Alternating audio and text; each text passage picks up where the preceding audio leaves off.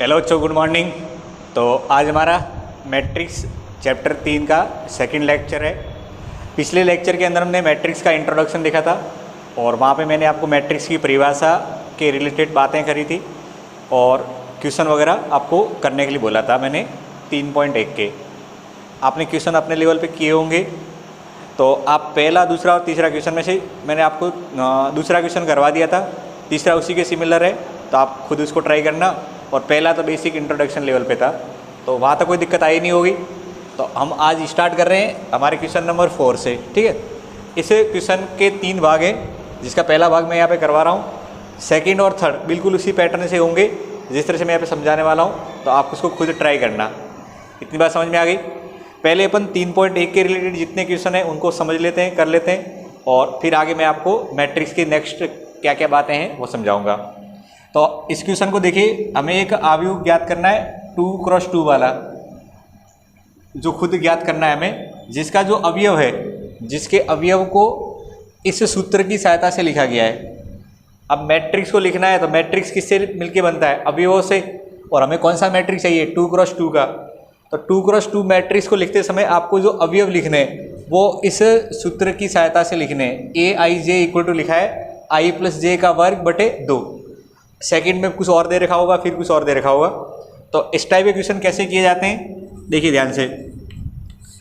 हमें matrix 2x2 का ज्ञात करना है, 2x2 वाला। तो पहले तो मैट्रिक्स लिखोगे 2x2 वाला।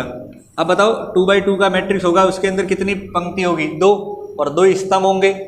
तो यहाँ पे पहले पंक्ति के अंदर अवयव होगा A11 और यहाँ पे होगा A12। तो पहले तो हमें मैट्रिक्स बनाना सीखना है। क्या करना है? मैट्रिक्स बनाना सीखना है। तो A11 A12, फिर यहाँ पे A21 और A22, और ये कौन सा मैट्रिक्स है? 2x2 वाला मैट्रिक्स है, ठीक है। अब आपको A11 का मान ज्ञात करना है, फिर A12 A21 और A22। तो इन सब ये अवयव है अंदर, इनके मान ज्ञात करने के लिए आपको इसकी सहायता लेनी है। तो देखिए यहाँ पे I और J लिखा है, मुझे चाहिए A11। तो पहले आप बताओ A11 ज्ञात करने के लिए आपको I और J कितना रखने का? तो I और J का मान 1 1 रखा है, तभी तो ऐसा बना होगा। तो यहाँ पे I की जगह 1, J की जगह 1 रख दो। तो कितना होगा? 1 + 1 का वर्ग बटे 2। 1 + 1 यानी 2 का वर्ग बटे 2, कितना हो जाएगा? ये 2 आ जाएगा। कितना आ जाएगा? 2। फिर क्या निकालेंगे? तो फिर आप निकालोगे A12। कितना निकालेंगे? A12। A12 का मतलब क्या है? I का मान 1 है, J का मान 2 हो गया। तो I जहाँ दिख रहा है वहाँ 1 रख दो, J की जगह 2 रख दो।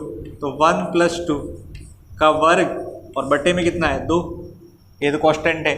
1 + 2 लिखेंगे तो 3 का वर्ग बटे 2।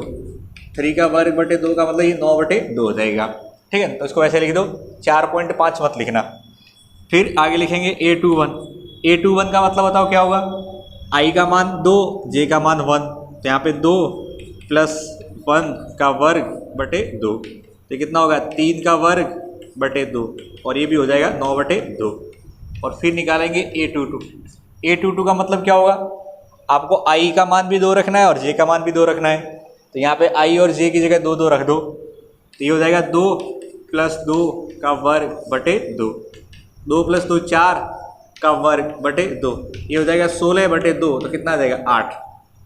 अब क्या करना है? अवयवों के मान, अवयवों के मान रखने पर क्या करेंगे? मान रखने पर। तो जब अवयवों के मान रखेंगे इस जगह पे, तो आपका मैट्रिक्स क्या हो जाएगा?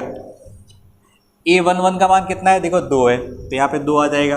इधर 9/2 आ जाएगा, फिर ये भी 9/2 है, और इधर कितना आ गया? 8। तो ये हमारा मैट्रिक्स आ गया।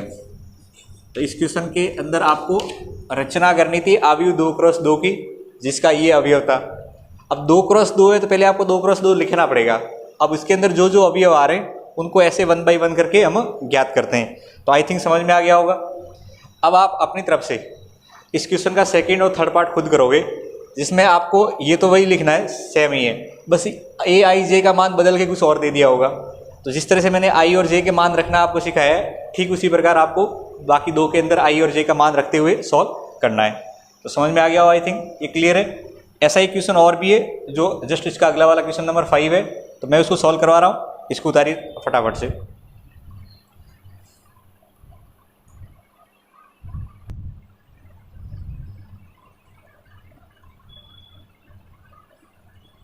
अब नेक्स्ट क्वेश्चन 5 है, इसके अंदर हमें 3x4 की रचना करनी है और जहाँ ए आई जे का मान दे रखा है 1/2, ये मॉड्यूलस है, क्या है, मापांक जिसको हिंदी में अपन बोलते हैं, तो ये मॉड्यूलस दे रखा है -3i + j। मॉड्यूलस का मतलब क्या होता है, उसके अंदर जो भी राशि आएगी वो हमेशा प्लस में आएगी। आप भले कुछ भी अंदर निकाल के सॉल्व करके लिखोगे तो बार वो प्लस का बन के आता है, ये मॉड्यूलस का यहाँ पे मीनिंग है।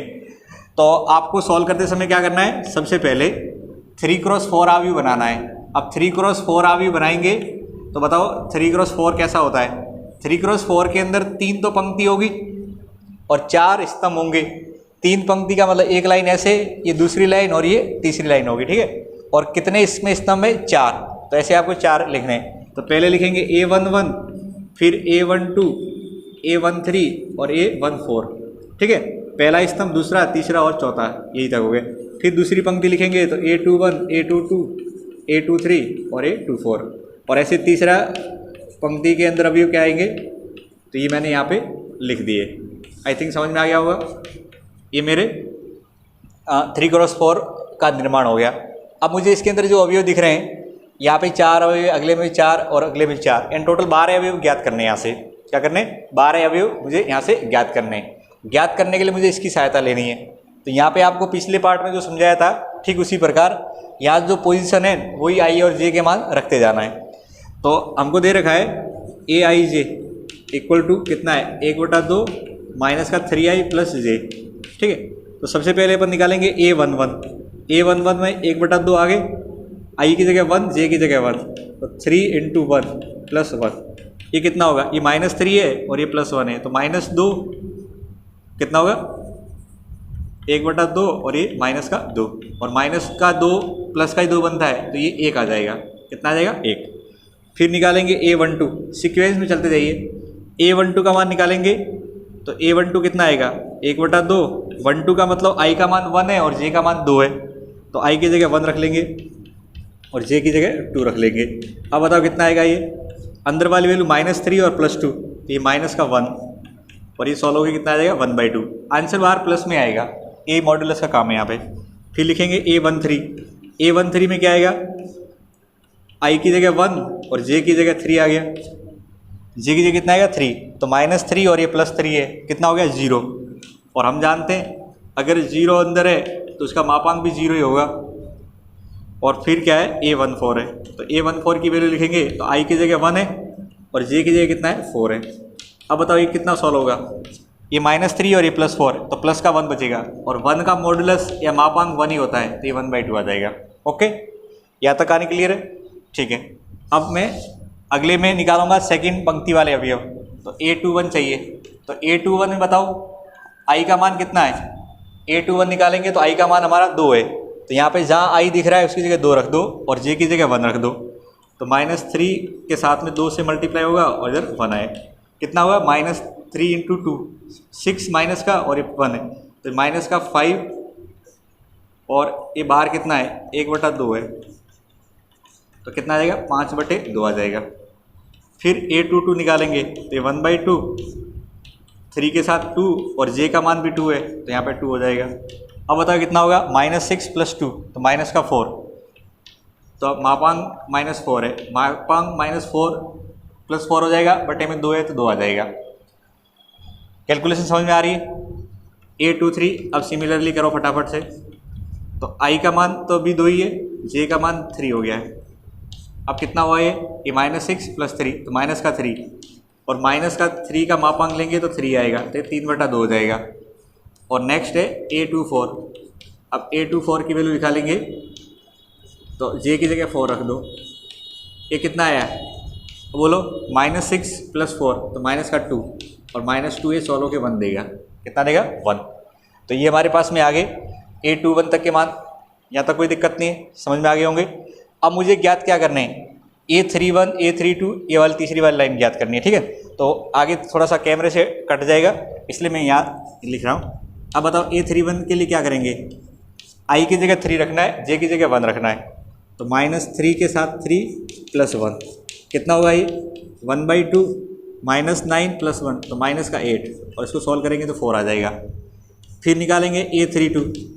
A32 के लिए i की जगह 3 और j की जगह 2, ये कितना होगा, ये -9 + 2 तो माइनस का 7 हो जाएगा, तो ये 7/2 हो जाएगा। ठीक है, फिर 3 ये कौन सा है, 3 है, तो a 3 का मान निकालना है, तो i की जगह कितना होगा 3, j की जगह भी कितना होगा 3, तो कितना होगा ये 9 + 3 माइनस का 6, मॉडुलस है इसलिए कितना आएगा 3 आ जाएगा, और लास्ट में a3 4, तो 1/2 i की जगह 3 रख लेंगे और j की जगह 4 रख लेंगे। बोलो कितना आया, तो -9 + 4 ये माइनस का 5, सीक्वेंस में चलोगे तो कोई दिक्कत भी नहीं आएगी, तो 5/4। आई थिंक हमारे सारे अवयव आ गए, सारे अवयव आ गए हैं। तो ये क्या है, अवयव। ठीक है, अब इन सब की वैल्यू जो आई है उनको मुझे याद रखना है। ठीक है, तो बताओ हमारा ए अवयव क्या बन जाएगा, अवयवों का मान रखने पर, जब मान रखेंगे तो बोलते जाओ 1, ये पहली पंक्ति में कौन कौन से, यही तो है, पहली पंक्ति में यही तो लिखे मैंने, ये a11 a12 a13 a14, इनको लिख दो 1 1/2 0 और 1/2, यहाँ पे 1 1/2 0 और 1/2 दिख रहे। फिर दूसरी पंक्ति में ये सारे आएंगे 5/2 2 3/2 और 1, यहाँ पे लिखूंगा मैं 5/2 2 3/2 और 1 यहाँ तक। ठीक है, अगले में क्या लिखने, ये लिखने 4 7/2 3 और 5/4, 4 7/2 3 और 5/4, और ये हमारा अवयव आ गया। ठीक है, तो ये अच्छा क्वेश्चन था। आप जब भी रिवीजन करें तो इस क्वेश्चन को सॉल्व कर लें, बाकी के सारे इसी पैटर्न के क्वेश्चन आपके सॉल्व हो जाएंगे। तो इन क्वेश्चन को सॉल्व करके आपको ये समझ में आया कि हम अवयव को कैसे निर्माण करते हैं, अवयव को कैसे बनाया जाता है। ओके, उतार लो इसको।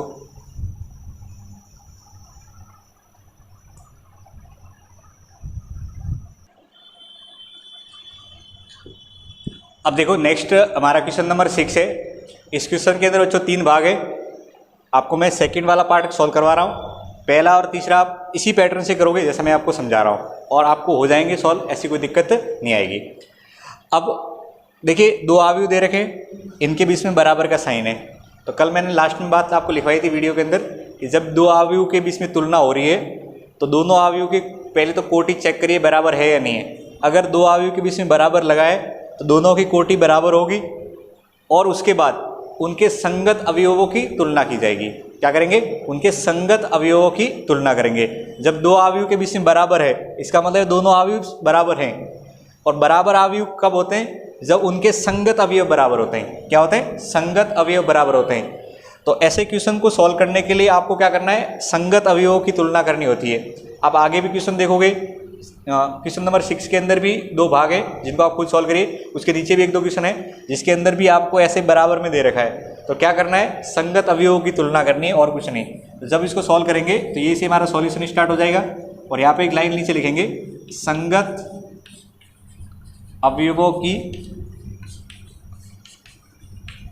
तुलना करने पर। क्वेश्चन में क्लियरली लिखा है कि ये जो दे रखा है इसमें x, y और z का मान ज्ञात करना है। तो संगत अवयवों की तुलना करेंगे तो पहला वाला अवयव देखो कितना है, x + y है। तो ये पहले के संगत कौन है, ये, तो x + y = 6। इसको समीकरण नंबर 1 बना देंगे। ओके, अब यहाँ पे 2 और इधर भी 2 है, तो ये दोनों बराबर है तो इसकी तुलना करने की जरूरत नहीं है, क्योंकि संख्या है, हमें तो अज्ञात राशि ज्ञात करनी है। तो ये 2 = 2 लिखने की जरूरत नहीं है यहाँ पे। अब ये आगे लिखा है 5 + z = क्या लिखा है 5, तो यहाँ पे मैं लिखूंगा 5 + z और बराबर क्या लिखेंगे 5। अब देखो ये जो लिखा है इसको जरा आप सॉल्व करोगे तो z का मान डायरेक्टली आपको कितना मिल जाएगा, z का मान कितना मिल जाएगा, 0 मिल जाएगा। तो हमें डायरेक्टली z का मान ये से पता लग गया। अब आगे देखेंगे, इसको समीकरण नंबर 1 मान लो। सेकंड आगे लिखा है x y, इधर कितना लिखा है 8, तो x y का मान कितना हो जाएगा 8, कितना हो जाएगा x y का मान 8 हो जाएगा। अब x y का मान 8 है, इसको समीकरण नंबर 3 मान लेते हैं। अब देखिए पहले समीकरण में और तीसरे समीकरण में या गुणनफल दे रखा है, या योगफल दे रखा है, या गुणनफल दे रखा है। तो पहले और तीसरे की हेल्प लेके आप x और y ज्ञात कर सकते हैं, क्योंकि 2 समीकरण हैं, पहला और तीसरा, और 2 ही अज्ञात राशि है x और y। तो मैं यहाँ पे पहले और तीसरे समीकरण से सॉल्व करूँगा, समीकरण फर्स्ट व थर्ड से। कैसे हल करेंगे बताओ? यहाँ योगफल है, यहाँ गुणनफल है, तो जब भी योगफल और गुणनफल होते हैं तो वहाँ पे प्रतिस्थापन विधि लगाई जाती है। क्या करते हैं? प्रतिस्थापन विधि। तो प्रतिस्थापन विधि के अंदर क्या करेंगे, x y का मान यहाँ से बताओ कितना आ रहा है, तो यहाँ से मैं y का मान निकालना चाहूँगा तो y का मान आएगा 6 - x, तो यहाँ पे लिख लेंगे 6 - x और बराबर कितना है 8। ठीक है, इसको सॉल्व करेंगे तो 6x - x² बराबर 8, और इसको प्रॉपर सॉल्व करेंगे तो x² इधर गया सामने ले जा रहा हूँ, -6x + 8 बराबर 0। एक द्विघात समीकरण बन गया है, और द्विघात समीकरण को आप सॉल्व करना जानते हो। x² - 6x + 8 यानी गुणा करें तो 8 आ जाए, जोड़ें तो -6 आ जाए। ऐसी संख्या कौन कौन सी होती है? ये 2 और 4 होती है, यानी इसको गुणनखंड से सॉल्व कर रहे हैं अपन। यहाँ से गुणनखंड करेंगे तो कितना आएगा 2 और 4, तो यहाँ से x का मान 2 भी हो सकता है और 4। अब ध्यान से सुनो, x का मान जब 2 है तो y का मान कितना आएगा? x का मान जब 2 है, 2 यहाँ रख दो, 2 रखेंगे यहाँ पे तो 2 + y बराबर 6, 2 इधर जाएगा तो 6 - 2 4 आ जाएगा, यहाँ पे 4 हो जाएगा। और जब 4 यहाँ रखेंगे x की जगह तो 4 घट के y का मान कितना छूट जाएगा 2, तो हमारे पास में आ जाएंगे ये। तो जब x का मान ऐसे लिख दो, जब x बराबर 2 तो y बराबर कितना आ जाएगा 4, और जब x बराबर 4 तो y का मान कितना आ जाएगा 2। ठीक है, अतः x, y, z का मान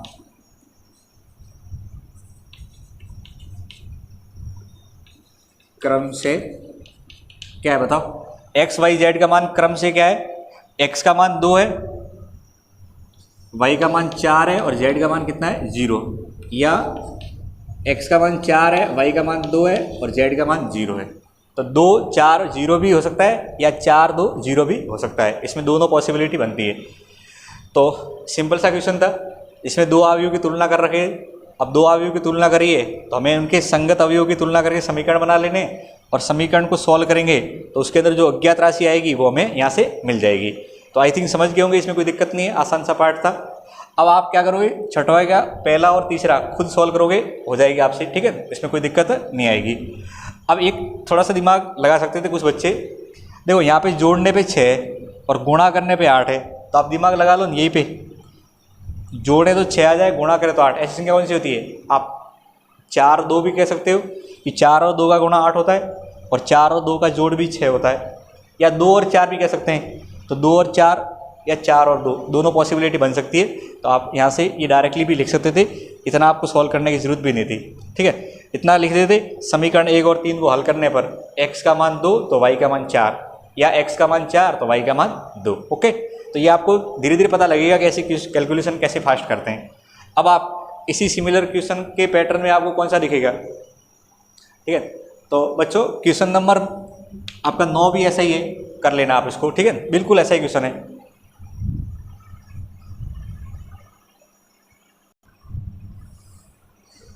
अब देख लो नेक्स्ट क्वेश्चन हमारा क्वेश्चन नंबर 7 है। इसके अंदर आपको फिर से अवयव 2 बराबर करके दे रखे, और हमें ABCD का मान ज्ञात करना है। तो बिल्कुल पिछले क्वेश्चन की पैटर्न की तरह आप चाहो तो इस यहाँ पे वीडियो रोक के खुद सॉल्व कर सकते हो, और अगर आपको कोई दिक्कत है तो इसका वीडियो सॉल्यूशन देख लो, मैं सॉल्व करवा रहा हूँ। तो क्या लिखेंगे, जब भी सॉल्यूशन लिखते हैं तो बच्चों क्वेश्चन में जो कुछ दे रखा होता है उनमें से अपन को क्या करना होता है, इनको यहाँ तक लिख लेना होता है। ठीक है, ऐसे लिख के जस्ट नीचे क्या करेंगे, ये हमारा सॉल्यूशन पार्ट है। ठीक है, अवयवों की तुलना करने पर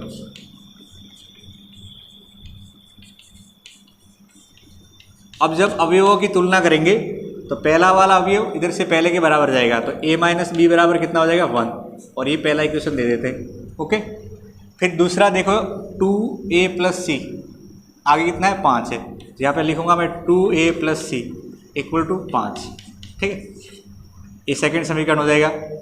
यहाँ देखेंगे 2a - b है, इधर कितना है 0, तो 2a - b = 0, ये समीकरण नंबर तीसरा बन जाएगा। और 3c + d = कितना है, सामने लिखेंगे 13, 3c+d बराबर 13 लिख लेंगे। ये समीकरण नंबर 4 हो गए। अब मुझे ABCD का मान ज्ञात करना है, तो यहाँ पे सॉल्व कैसे करेंगे? तो देखिए पहले और तीसरे को ले लो, पहले और तीसरे, इसमें A और B है या नहीं है? तो यहाँ पे लिखेंगे समीकरण नंबर फर्स्ट व थर्ड से। अब कैसे सॉल्व करेंगे? तो यहाँ पे लिखेंगे a माइनस बी बराबर 1 और यहाँ पे लिखेंगे 2a माइनस बी बराबर 0। इनको सॉल्व करना है तो b से ये कट सकता है, ये कट गया, माइनस a इक्वल टू कितना a, तो a का मान कितना आ जाएगा? -1 आ जाएगा। a का मान कितना आ जाएगा? -1। समझ गए होंगे। अब a का मान -1 है तो बताओ b का मान कितना आएगा? तो यहाँ पे रख दो a का मान जो है, तो यहाँ पे -1 फिर -b और इक्वल टू 1। अब बताओ सॉल्व करेंगे तो कितना आएगा? -b बराबर 2, तो यहाँ से b का मान कितना आ जाएगा? -2 आ जाएगा। कितना आ जाएगा? b का मान -2। समझ गए होंगे। ये उधर जाएगा तो प्लस हो जाएगा और ये -b है तो -b बराबर 2, तो b बराबर कितना हो जाएगा? -2। आई थिंक समझ में आ गया होगा। अब आपके पास में a और b आ चुके हैं, तो अब आप समीकरण नंबर 2 में आ जाओ। a तथा b का मान समीकरण 2 में रखने पर, अब समीकरण 2 में रखेंगे तो 2 इधर से -1 प्लस c इक्वल टू कितना है? 5 है। तो c का मान कितना आ जाएगा? -2 इधर 5 है, ये सामने जाएगा तो c का मान कितना हो जाएगा? 5 + 2, तो c का मान कितना हो गया? 7। यहाँ से c का वैल्यू भी आ गई हमारे पास में 7। ओके। अब समीकरण चौथे में आ जाओ, समीकरण 4 से। अब समीकरण 4 के अंदर देखो आपको c का मान तो वहाँ से मिल चुका है, तो c के वैल्यू रख दो यहाँ पे, तो 7 + d बराबर 13। ये कितना हुआ? 21 + d बराबर 13। तो d का मान कितना आ जाएगा? 13 - 21, और 13 - 21 सॉल्व करेंगे तो कितना आ जाएगा? -8 आ जाएगा। कितना आ जाएगा? -8। तो आई थिंक अब आपको समझ में आ गया होगा कि यहाँ पे ABCD के मान हमने किस टाइप से निकाले। तो इस क्वेश्चन को आप इम्पोर्टेंट लगा लेना, क्योंकि यहाँ पे थोड़ी सी कैलकुलेशन है जो आपको परेशान कर सकती है। तो ये क्वेश्चन नंबर 7 हमने कर लिया। अब क्वेश्चन नंबर 8 है, इसको तो आप समझ गए होंगे। अब मैं आगे जो बात बोल रहा हूँ ध्यान सुनो। क्वेश्चन नंबर 8 है, इसको मैं आगे समझाऊंगा, जब मैं आव्यूह का प्रकार समझाऊंगा तो उसमें कवर हो जाएगा। लेकिन क्वेश्चन नंबर 9 बिल्कुल इसी पैटर्न का है, तो आप क्वेश्चन नंबर 9 को जरूर कर लेना, और मैं यही भी बोर्ड पे आपको सॉल्व करवा देता अगर मुझे लग जाता तो, लेकिन आसान है, आप कर जाओगे इतना मुझे विश्वास है। अब इसके बाद में ये उतार लो और मैं क्वेश्चन नंबर 10 आपको समझाता हूँ। ओके।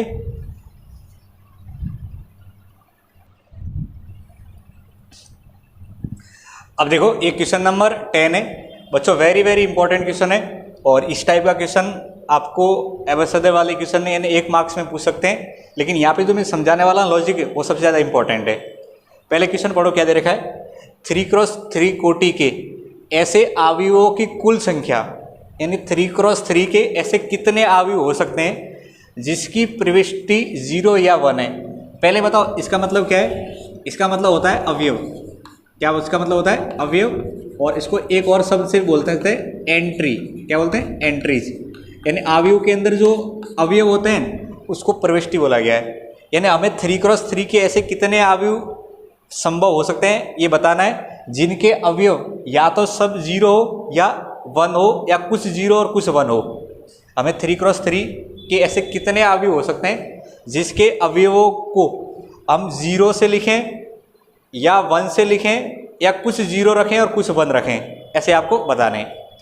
तो इस क्वेश्चन को सॉल्व करने के लिए हमें थोड़ा सा आपको 11वीं क्लास के अंदर क्रम से संचय वाला जो चैप्टर था PNC, उसकी हेल्प लेनी पड़ेगी, ठीक है। लेकिन मैं यहाँ पे समझा दूंगा, आप बेसिकली समझ जाना कि क्या चीज़ मैं कहना चाह रहा हूँ। तो पहले तो बताइए ध्यान से, आपको 3x3 की बात करनी है, तो 3x3 का जो अवयव होगा उसके अंदर कितने अवयव होंगे? 3 रो होगी यानी पंक्ति और 3 स्तंभ होंगे, इन टोटल 9 अवयव होंगे। देखो मैं लिख रहा हूँ यहाँ पे ऐसे होंगे, पहला अवयव होगा, फिर दूसरा होगा, तीसरा अवयव लिख दिया मैंने। A11 A12 ऐसे लिखने की जरूरत नहीं है, आप ABC DEF GH और I ऐसे लिख सकते हो। ये मेरे पास में क्या है? 3x3 का अवयव है। क्या है? 3x3 का अवयव है। अब आपको क्या करना है? इनकी जगह या तो 0 लेना है या 1 लेना है, या तो इनकी जगह 0 लेना है 1। अब देखिए यहाँ पे टोटल कितने अवयव है, 9 अवयव। तो आप बताओ मुझे, अगर उदाहरण के तौर पे मैं 0 को लेके अगर अवयव बनाना चाहूँ तो देखो एक अवयव ऐसा हो सकता है जिसके अंदर सारे के सारे 0 हो जाएं। एक ऐसा अवयव संभव हो सकता है जिसके अंदर सारे अवयव क्या हो जाए, 0 हो जाए। एक ऐसा भी हो सकता है जिसके अंदर एक 0 हो जाए, मतलब एक तो 1 हो जाए बाकी सब 0 हो जाए, ऐसे। अब आपको बताना है इस तरह से अगर लिस्ट बनाते चलें तो टोटल कितने अवयव बन सकते हैं जिनके अंदर 0 या 1 आ जाए। तो ऐसे अगर अपन लिस्ट बनाने बैठेंगे तो थोड़ा सा काम लंबा हो जाएगा। और आप ऑप्शन भी देख लो, 27, 18, 81 और 512। तो आपको पता भी लग रहा है कि काफ़ी बड़ी संख्या है, यानी बहुत सारे अवयव संभव हो सकते हैं। तो इनको ऐसे लिखने की जरूरत नहीं है, आपको इसका पैटर्न समझना है कि ऐसे कितने अवयव बन सकते हैं जो मुझे देखने हैं। तो देखो अवयव जब बनाएंगे तो अगर आप इसी पैटर्न से चलोगे तो एक अवयव लास्ट में ऐसा बनेगा जिसके अंदर सारे अवयव क्या हो जाएंगे, 1 हो जाएंगे। तो अब मैं आपसे इतना कहना चाह रहा हूँ कि यहाँ पे देखो इस पहले अवयव को कभी तो 0 भी है, आगे 1 भी हुआ है। यहाँ पे 0 है दूसरा अवयव, आगे 0 है, आगे जाके 1 भी हुआ है। यानी यहाँ पे इस अवयव की जगह पे, यानी मैं कहूँ ये जो अवयव है इसके अंदर ये जो ऐसे मान लो एक कुर्सी लगा रखी है, अपने क्या लगा रखी है, ऐसे मैंने कुर्सी लगा रखी है। ध्यान से समझना इस बात को, मैं जो बोलने जा रहा हूँ अभी।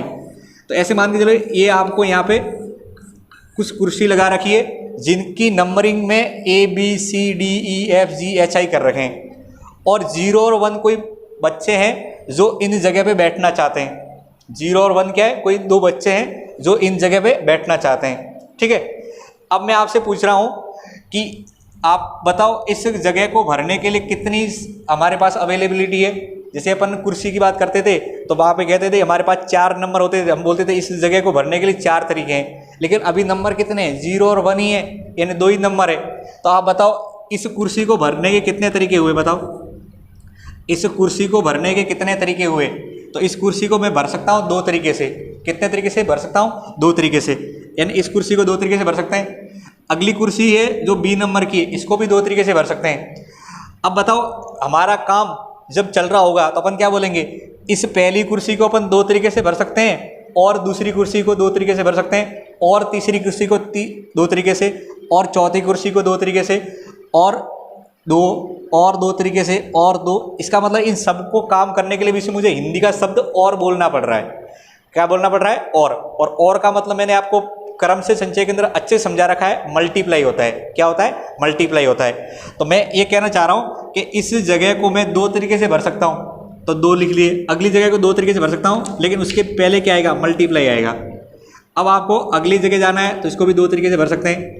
ऐसे ही कितनी जगह हैं, 9 है, तो आपको ये 2 कितनी बार लिखना है, 9 बार लिखना है, और उसके बीच में क्या लगा देना है, मल्टीप्लाई का साइन लगा लेना है। ओके, 1 2 3 4 5 6 7 8 और ये 9 हो गए। ये आपका हो जाएगा 2 की पावर 9, और 2 की पावर 9 को जब सोल्व करते हैं तो 512 आता है। कितना आता है, 512 आता है। तो लॉजिक समझ गए होंगे कि यहाँ पे जो ये अवयव है, इन अवयवों को अगर आप कुर्सी समझ रहे हैं और उस कुर्सी के अंदर 0 और 1 को भरना है, तो आप बताओ हर एक कुर्सी को कितने तरीके से भर सकता हूँ मैं, 2 तरीके से। और ऐसी कितनी कुर्सी है, 9, यानी 2 को मुझे 9 बार लिखना पड़ेगा। तो मल्टीप्लाई करेंगे 2 को 9 बार तो 512 आ जाएगा, यानी ये आपका डी आंसर सही हो जाएगा। अब आप लिखोगे कैसे, तो आपका क्वेश्चन तो वैसे अबसद वाला क्वेश्चन है, और अबसद वाले क्वेश्चन में लैंग्वेज नहीं इंपॉर्टेंट होती है, आपको आखिरी आंसर लिखना होता है। लेकिन फिर भी आप रिवीजन करोगे और ये बात आपको समझ में हमेशा रहे दिमाग में। तो यहाँ पे लिखेंगे, यहाँ पर अवयव के प्रत्येक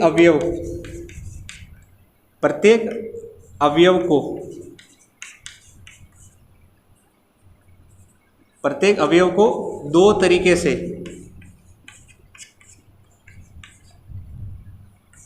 भर सकते हैं, एवं ऐसे 9 अवयव है तो कुल तरीके बराबर 2 गुणा 2, ऐसे 9 बार लिख लेंगे। अब ये 2 को 9 बार क्यों गुणा किया ये मैंने आपको बता ही दिया है, 3 3 6 और 1 और। और इसको जब लिखेंगे तो 512 आ जाएगा। यानी ये आपका ऑप्शन नंबर कौन सा है? ऑप्शन नंबर डी इसका करेक्ट हो जाएगा। ओके बच्चों, तो ये आपको लैंग्वेज मैंने लिखवा दी है कि यहाँ पे आपको ये 2 को 9 बार क्यों गुणा किया है, और इस लॉजिक को आप दिमाग में रखना।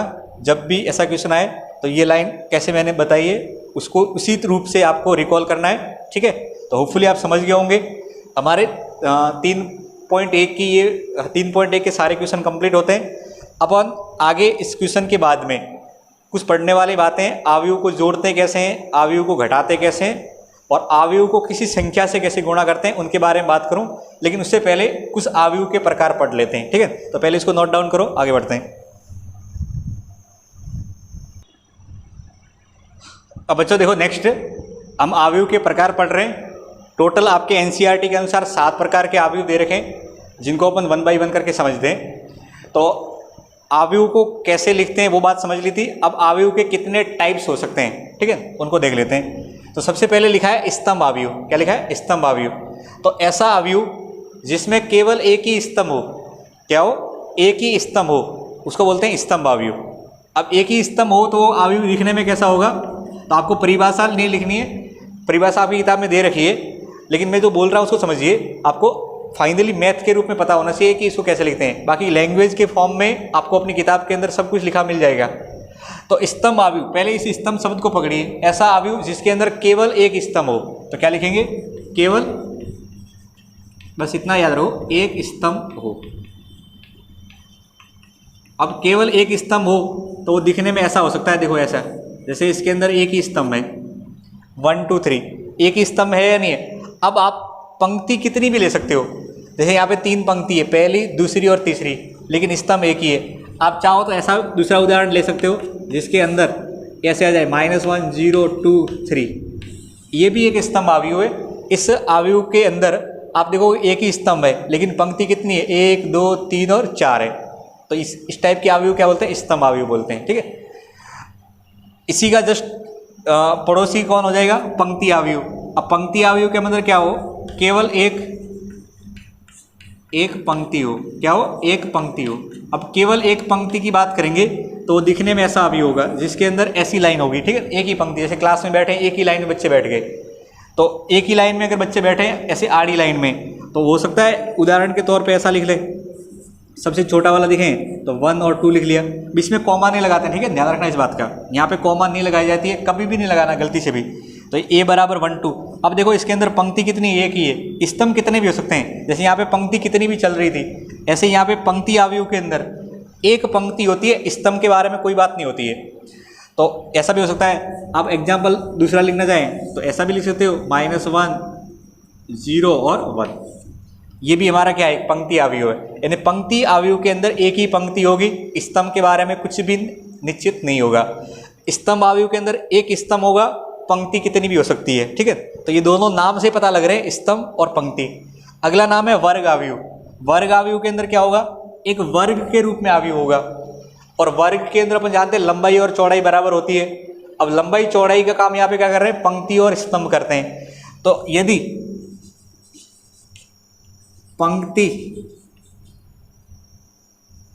पंक्तियों की संख्या बराबर क्या हो? स्तंभों की संख्या हो, तो उसको क्या बोलते हैं? वर्ग आव्यूह बोलते हैं। यानी जितनी पंक्ति है उतने ही क्या हो जाए? इसमें स्तंभ हो जाए। पंक्ति को अपन m से लिखते हैं और स्तंभ को क्या लिखते हैं? n से। तो अगर m बराबर n आ जाए तो उसको बोलते हैं वर्ग आव्यूह। यानी वर्ग का मतलब जितनी पंक्ति है उतने स्तंभ होंगे। उदाहरण देख लो, जैसे मैंने लिखा है, तो आप 1 2 3 4, ये बताओ इसके अंदर कितनी पंक्ति है? 2। स्तंभ कितने हैं? 2। तो ये हमारा एक वर्ग आव्यूह है। क्या है? वर्ग आव्यूह।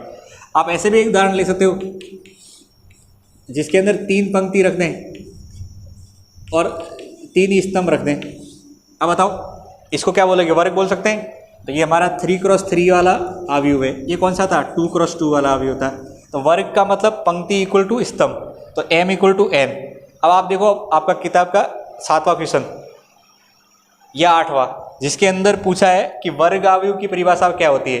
तो ऑप्शन के अंदर देखोगे तो जिसके अंदर m बराबर n लिखा है वही हमारा क्या होता है? वर्ग आव्यूह होता है। क्या होता है? वर्ग आव्यूह। ओके, तो वर्ग आव्यूह नाम से पता लग रहा है, ये जो अवयव के हम प्रकार पढ़ रहे हैं इनमें अपने नाम में ही सारी बात छुपी हुई है, बस आपको नाम को अच्छे से दिमाग में रखना है। स्तंभ, पंक्ति और वर्ग आ गया। अगला लिखा है विकर्ण अवयव। अब विकर्ण का मतलब क्या होगा, विकर्ण के अंदर कुछ अवयव होंगे, लेकिन इससे पहले क्या होगी, ये वर्ग अवयव होना चाहिए। ये क्या होना चाहिए, वर्ग अवयव होना चाहिए, ये जरूरी है, इस बात को भूलना नहीं है। यानी विकर्ण की जब भी बात करेंगे तो वो किस अवयव के अंदर करेंगे, वर्ग अवयव के अंदर करेंगे। किसके अंदर करेंगे, वर्ग अवयव। अब वर्ग अवयव 2x2 हो सकता है, 3x3 हो सकता है, 4x4 हो सकता है, 5x5 हो सकता है, लेकिन आपकी एनसीईआरटी कोर्स के अनुसार हमें आखिरी ज़्यादा से ज़्यादा 3x3 की लिए पढ़ना है। यानी आपके 12वीं क्लास में जो प्रश्नावली है इनमें 3x3 से बड़ा कोई अवयव आपके कोर्स में नहीं है, तो लेकिन बना सकते हैं अगर जरूरत पड़ जाए तो, ठीक है। 4x4 भी बना सकते हैं, 5x5 बना सकते हैं, बस थोड़ा सा इसमें एंट्री ज़्यादा हो जाएगी, अवयव ज़्यादा हो जाएंगे। तो विकर्ण अवयव के अंदर क्या होते हैं, विकर्ण के अलावा सारे अवयव 0 होते हैं। क्या होता है इसके अंदर, विकर्ण के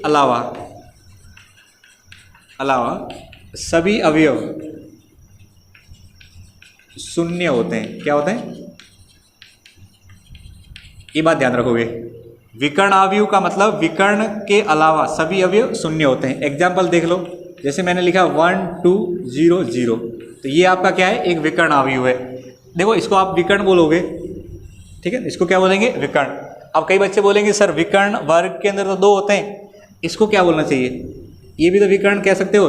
नहीं, मैथ के इस प्रश्नावली के अंदर विकर्ण हमें केवल इसको बोलना है, इसी वाली पोजीशन को बोलना है, इसको विकर्ण बोलते हैं। क्योंकि यहाँ पे जो अवयव लिखे जाते हैं इनकी पोजीशन देखो, यहाँ पे A11 होगा, ये A12 होता है, फिर आगे लिखेंगे तो A13 होगा। जिसमें I और J बराबर होते हैं उसको विकर्ण बोला जाता है, जिसमें I और J बराबर होते हैं उसको क्या बोलते हैं, विकर्ण बोलते हैं। तो हमें विकर्ण किसको बोलना है, जो आपकी ऐसी लाइन चलेगी इसको विकर्ण बोलेंगे, ठीक है। ये ऐसी वाली लाइन को विकर्ण नहीं बोला गया, इस बात को भी दिमाग में रखें। आप पहली बार पढ़ रहे हो इस लॉजिक को तो हमेशा दिमाग में रखना है। तो विकर्ण अवयव के अंदर विकर्ण के अवयव तो कुछ भी हो सकते हैं, लेकिन बाकी के सब क्या होंगे, 0 होंगे। आप और क्लियरिटी देखिए, विकर्ण अवयव का एग्जाम्पल और रख रहा हूँ मैं, -1 0 और 1, और यहाँ पे बाकी के अवयव 0 लिखेंगे, ठीक है। इसको 2 कर देते हैं।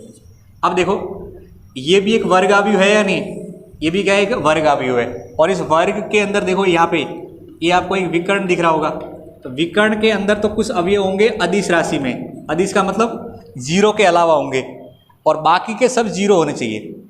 विकर्ण शब्द का मतलब यही है कि यदि विकर्ण में तो कुछ न कुछ संख्या रहे 0 के अलावा, और बाकी सब क्या हो जाए, 0 हो जाए। बाकी यानी ऊपर वाला पार्ट भी और नीचे वाले पार्ट देखें तो ऊपर ये नीचे देखो 0 0 दिख रहे होंगे, तो इसी को बोलते हैं विकर्ण अवयव। तो ये थोड़ा सा स्पेशल है, ध्यान रखना।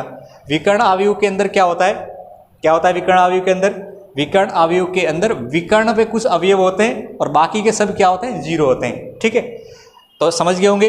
अब आते हैं अदिश अवयव। अब ये अदिश अवयव है, ये इसका स्पेशल केस है, ये क्या है, स्पेशल केस है। तो विकर्ण अवयव की परिभाषा सुनो, यदि विकर्ण के अवयव, ये भी एक वर्ग अवयव होता है, इसका भी ध्यान रखें, ये भी क्या होता है, वर्ग अवयव होता है। यदि विकर्ण के अवयव सभी बराबर हो, क्या हो, बराबर हो, और नॉट इक्वल टू 0 हो। यदि विकर्ण के सभी अवयव बराबर हो जाए, यहाँ तो बोला था कि विकर्ण के अवयव होने चाहिए 0 के अलावा, बराबर हो ऐसा जरूरी नहीं है, लेकिन मैं ये कह रहा हूँ अगर ये सभी बराबर हो जाएं तो ये जो विकर्ण अवयव है उसको अदिश अवयव बोलते हैं। क्या बोलते हैं, अदिश अवयव। आज तक कभी एग्जाम में ऐसा नहीं पूछा गया है कि विकर्ण अवयव किसको बोलते हैं, अदिश अवयव किसको बोलते हैं, लेकिन हाँ किसी क्वेश्चन में काम आ सकता है कि आपको वहाँ पे अदिश अवयव को लिखना पड़ जाए, तो इसलिए अच्छे से परिभाषा दिमाग में रखें। यदि विकर्ण के सभी अवयव बराबर हो और नॉट इक्वल टू 0 हो तो उसको बोलते हैं अदिश अवयव। उदाहरण देख लो, अगर आपको 2x2 का लिखना है तो जैसे ये लिख दिया मैंने। अब देखिए विकर्ण के दोनों अवयव बराबर है या नहीं, तो ये हमारा क्या है, विकर्ण अवयव है। एक एग्जाम्पल और लिख लो, अगर ऐसा लिखा मिल जाए -3 -3 -3, ये भी हमारा क्या है, अदिश अवयव है। ये भी क्या है, अदिश अवयव है, क्योंकि इसके अंदर भी ये तीनों संख्या विकर्ण की बराबर है। तो तीनों संख्या विकर्ण की बराबर हो तो उसको बोलते हैं अदिश अवयव, और बाकी के सब 0 होने चाहिए। और अगर ये तीनों अलग अलग है तो उसको बोलते हैं विकर्ण अवयव। तो बताओ विकर्ण का स्पेशल केस है या नहीं है? यानी विकर्ण के अवयव बराबर हो जाए तो अदिश अवयव बोलते हैं। क्या बोलते हैं? यानी ये इसी का एक भाग है, पार्ट है। ओके, अब आगे आपके पास में आ रहा है शून्य अवयव। तो शून्य अवयव के अंदर क्या होंगे? नाम में पता लग रहा है, सभी अवयव शून्य हो। क्या हो? सभी अवयव कैसे हो? शून्य हो। अच्छा, ये वर्ग अवयव होना जरूरी है क्या? नहीं, यहाँ पे ये अवयव वर्ग हो जरूरी नहीं है, ये दोनों वर्ग अवयव होंगे ये जरूरी है। ठीक है, तो सभी अवयव शून्य हो तो उसको बोलते हैं शून्य अवयव। तो 0 0 लिख लिया ऐसे। और शून्य अवयव को ध्यान रखना, आगे से 0 से लिखते हैं। शून्य अवयव के लिए हमने कौन सा अक्षर फिक्स कर रखा है? आपको अवयव की प्रश्नावली जब स्टार्ट करी थी मैंने बताया था, अवयव को अपन कैपिटल लेटर से लिखते हैं। किससे लिखते हैं? कैपिटल लेटर ABCD से लिखते हैं। लेकिन शून्य अवयव के लिए कैपिटल लेटर O फिक्स कर रखा है। कौन सा लेटर फिक्स कर रखा है? O। तो ये हमारा शून्य अवयव है। या एक और लिखना चाहो तो ऐसा भी लिख सकते हो, 0 0 0। ये भी क्या है? शून्य अवयव। देखो बताओ, ये वर्ग अवयव है क्या? ये वर्ग अवयव नहीं है। तो शून्य अवयव के अंदर क्या होते हैं? सभी अवयव शून्य होते हैं। क्या होते हैं? सभी अवयव शून्य होते हैं। और अदिश के अंदर वर्ग तो होता ही है, विकर्ण के बराबर होते हैं, और बाकी सब क्या होते हैं? शून्य होते हैं। तो आपने इतना समझ लिया होगा। ये अवयव के प्रकार मैंने आपके बोर्ड पे लिख दिए हैं। इनकी परिभाषा को प्रॉपर कैसे लिखते हैं वो आप किताब में दे रखा है, उसको देख लेना। लेकिन आपको मेनली तो ये बात याद रखनी है दिमाग में ऐसे ही। ठीक है, अब इसके बाद में जो 7वें टाइप का अवयव है वो थोड़ा सा स्पेशल है, उसको पढ़ाता हूँ, तब तक इसको उतार लो फटाफट से।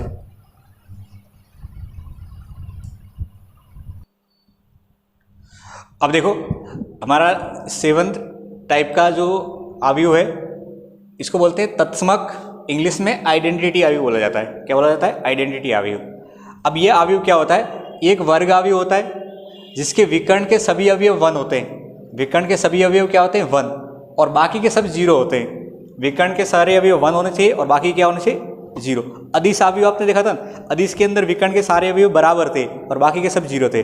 अब मैं कह रहा हूँ विकर्ण के सारे अवयव 1 1 हो जाएं और बाकी के सब 0 हो जाएं, तो उसको बोलते हैं आइडेंटिटी यानी तत्समक अवयव। अब इसको अंग्रेजी के लेटर I से दिखाते हैं क्योंकि स्पेशल है। जैसे शून्य अवयव को हमने 0 से दिखाया है, ऐसे तत्समक अवयव को ले पूरी इस प्रश्नावली में और आपके आने वाली जिंदगी में जहाँ मैथ पढ़ोगे वहाँ हर जगह I अगर अवयव के अंदर लिखा मिल जाए तो वहाँ समझ जाना है कि यहाँ पे आइडेंटिटी यानी तत्समक अवयव की बात हो रही है। अब आप देखो, आइडेंटिटी अवयव लिखना है तो वर्ग अवयव की बात हुई है, तो वर्ग के अंदर सबसे पहले वर्ग कौन सा हो सकता है? 1 क्रॉस 1 का हो सकता है। तो आप 1 क्रॉस 1 का लिखोगे तो ऐसा हो सकता है, ये 1 क्रॉस 1 है। 1 क्रॉस 1 के अंदर क्या होगा? एक पंक्ति और एक स्तंभ। अब एक पंक्ति और एक स्तंभ में क्या होगा? एक ही अवयव होगा। आप ऐसा भी लिख सकते हो, अगर 2 क्रॉस 2 की बात करेंगे तो इसके अंदर कितनी पंक्ति होगी? 2 और 2 स्तंभ होंगे, तो ऐसा भी लिख सकते हैं। ठीक है, या 3 की बात करेंगे तो 3 के अंदर कितने होंगे? 3 स्तंभ और 3 पंक्ति होगी। तो यहाँ पे पहली, अब देखो विकर्ण के अंदर आपको दिख रहे होंगे 1 1 1, ये विकर्ण के अंदर दिख रहे हैं तीनों 1, तो विकर्ण के तीनों अवयव 1 हो जाएं और बाकी के सब 0 हो जाएं, तो उसको क्या बोलते हैं अपन? तत्समक अवयव बोलते हैं। अब ये जो बच्चों लिखा है बात, इसको इस पूरी कहानी को मैं I2 से भी लिख सकता हूँ। क्या लिख सकते हैं? I के साथ में 2, तो I2 का मतलब होता है 2 क्रॉस 2। I2 का मतलब क्या होता है? 2 क्रॉस 2। और अगर इसको लिखना है तो इसको लिखेंगे I3। इसकी कहीं जरूरत नहीं पड़ने वाली है, एसएससी की कहीं जरूरत नहीं पड़ने वाली, किसी क्वेश्चन में ऐसा काम नहीं आएगा। तो I2 या I equal to second order लिखें 2 क्रॉस 2 का। ठीक है, तो ये I मैट्रिक्स कैसे लिखते हैं समझ में आ गया होगा। एक वर्ग अवयव ही होता है, ये कैसा होता है? पहली कंडीशन है वर्ग अवयव। तो आप देख दिमाग लगाओ, वर्ग अवयव के अंदर हमने पढ़ा था विकर्ण अवयव, तो विकर्ण के अंदर क्या होते हैं? विकर्ण के अवयव तो 0 के अलावा थे और बाकी के सब 0 थे। फिर आपने पढ़ा तत्समक अवयव, सॉरी अदिश अवयव। अदिश के अंदर क्या थे? विकर्ण के अंदर सभी अवयव 0 के अलावा थे और बाकी के सब 0 थे। और अब पढ़ रहे हैं क्या? तत्समक। तो तत्समक के अंदर तीनों 1 होना चाहिए। तीनों क्या होना चाहिए? 1 होना चाहिए, तो उसको बोलते हैं तत्समक अवयव। ठीक है, अब लास्ट चीज पढ़ लो, अगर यदि किसी अवयव के अंदर अगर आपको आई या तत्समक अवयव की बात करनी है, क्या करना है? किसी अवयव के अंदर तत्समक अवयव की बात करनी है, तो हम देख लेंगे उस अवयव के अंदर किस ऑर्डर या किस कोटि के अवयव लिखे गए हैं। अगर किसी में 2 क्रॉस 2 के अवयव चल रहे हैं, किसी अवयव के अंदर 2 क्रॉस 2 के अवयव चल रहे हैं, तो वहाँ पे अगर आपको आई मैट्रिक्स की जरूरत पड़े तो आप ऑटोमेटिकली 2 क्रॉस 2 लिखना। अगर किसी के अंदर जोड़ बाकी कर रहे हैं अपन अवयवों का, आगे वाले वीडियो के अंदर मैं आपको अवयवों को जोड़ना सिखाऊंगा और घटाना। तो वहाँ पे अपन आई का कौन सा ऑर्डर लेंगे, ये वाला लेंगे या ये वाला लेंगे, ये कैसे निर्धारित करते हैं, वो क्वेश्चन की ज़रूरत के अनुसार करते हैं। आपको मैंने इतना अब तक बता दिया है कि अवयवों को तुलना कैसे करते हैं। अब नेक्स्ट वीडियो के अंदर मैं आपको क्या समझाने वाला हूँ, दो अवयव दे रखे होंगे तो दोनों अवयव को जोड़ते कैसे हैं, दो अवयव दे दिए तो उनको घटाते कैसे हैं, दोनों अगर अवयव दे रखा है तो उसको किसी संख्या से कैसे गुणा करते हैं, अवयव को किसी संख्या से कैसे गुणा करते हैं और अवयव को अवयव से कैसे गुणा करते हैं। यहाँ पे गुणनफल में हमें दो चीज़ पढ़ने वाले हैं कि अगर किसी संख्या को अवयव से गुणा करना है तो वो कैसे किया जाता है और अवयव को अवयव से कैसे गुणा करते हैं, वो बात अपन नेक्स्ट वीडियो के अंदर देखने वाले हैं। आपके कोर्स के अनुसार अवयवों का जोड़, घटाना, गुणा करना और उसका प्रतिलोम निकालना कोर्स के अंदर है। तो अभी अपन क्या पढ़ रहे हैं, अवयव के प्रकार पढ़ रहे हैं। नेक्स्ट क्या देखेंगे, दो अवयव को जोड़ना देखेंगे, फिर घटाना, किसी संख्या से गुणा करना और अवयव का अवयव से गुणनफल के बारे में बात करेंगे। तो होपफुली आपको नेक्स्ट वीडियो के अंदर सारी बातें धीरे धीरे क्लियर होती जाएगी। तो इस सभी बातों से अब हमारे बेसिक इंट्रोडक्शन क्लियर होता है। 3.1 प्रश्नावली आपको मैंने करवा दी है। अब इस वीडियो के बाद आपका होमवर्क क्या है, अभी कुछ होमवर्क नहीं है, आपका मंडे को टेस्ट है इनवर्स ट्रिग्नोमेट्री का, तो उस टेस्ट को अच्छे से तैयार करिए और उस टेस्ट के होने के बाद में फिर मैं अगले वीडियो के अंदर आपको 3.2 के क्वेश्चन के रिलेटेड वीडियो डालूंगा। ओके, तो आप पहले तो इस वीडियो को देखने के बाद इनवर्स ट्रिग्नोमेट्री की तैयारी अच्छे से करें, एक बार सारे क्वेश्चन फिर से कर लें और मिलते हैं अपन नेक्स्ट वीडियो में। Thank you.